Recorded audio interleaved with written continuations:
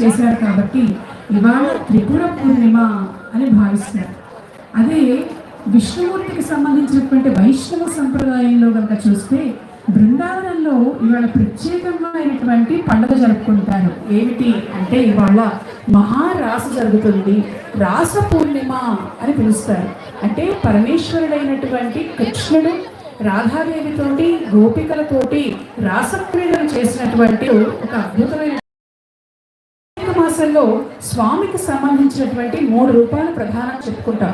ఒకటి త్రిపురాసురులను సంహరించినటువంటి పరమేశ్వరుడు, అది కాక కార్తీక బహుళ అష్టమి నాడు పరమేశ్వరుడి తీవ్ర స్వరూపమైనటువంటి రుద్రుడిలో నుండి ఆవిర్భవించినటువంటి కాలభైరవుడు అవతరించినటువంటి రోజు, అది కాక ఇవాళ స్వామి వరకు అవతారం తీసుకున్నాడు పరమేశ్వరుడు.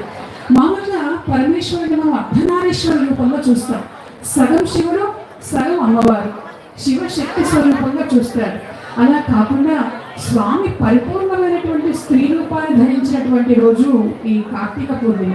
బృందావన సంప్రదాయంలో ఇందుకు సంబంధించినటువంటి సంఘటన మనకు చెప్తారు. బృందావనంలో ఆసురి అనేటువంటి ఒక మహర్షి ఉండేటువంటి వాడు.